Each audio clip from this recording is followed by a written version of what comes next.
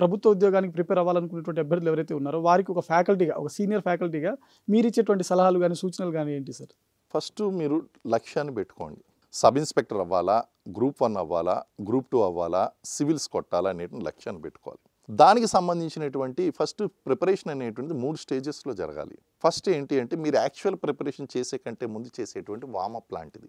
ఇందులో ఏమొస్తాయంటే ఫస్ట్ మీరు సిలబస్ అనేటువంటిది గ్యాదర్ చేసుకోవడం.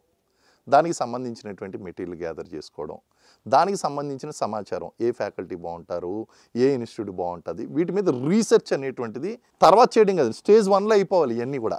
దాంతోపాటు 6వ తరగతి నుంచి 10వ తరగతి వరకు ఉన్నటువంటి స్టేట్ సిలబస్ సంబంధించినటువంటి జాబ్స్ అయితే కనుక స్టేట్ బుక్స్, సివిల్స్ అయితే కనుక ఎన్సీఆర్టీ బుక్స్, వీటిని కంపల్సరీ చదివి నోట్స్ రాసుకుని రిపీట్ చేసుకుని పెట్టేసుకోవాలి.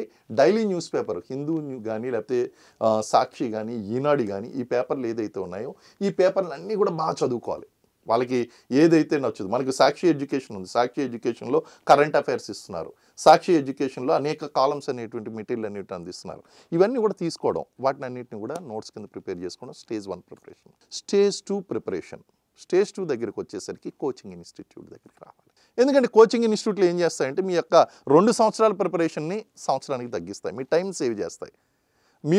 మీ అంతటా మీరు తెలుసుకోవాలి, చాలా తప్పులు చేస్తారు. ఈ ఇన్స్టిట్యూట్లో ఉన్నటువంటి ఎక్స్పర్ట్ ఫ్యాకల్టీస్ ఏం చేస్తారు అంటే మీకు మీ సమయాన్ని ఆదా చేస్తూ ఇది చదువుకోండి, ఇది చదువుకోండి, ఇది చదువుకోండి, ఇలా చదువుకోండి, ఇలా చదువుకోండి, ఇలా చదువుకోండి. మళ్ళీ again it should be right institute. సంవత్సరాలు నెలల తరబడి పొరాంగ్ చేసేటువంటి ఇన్స్టిట్యూట్ కదండి. టైం టు టైం మీకు సిలబస్ కంప్లీట్ చేసేటువంటి వాళ్ళు కావాలి.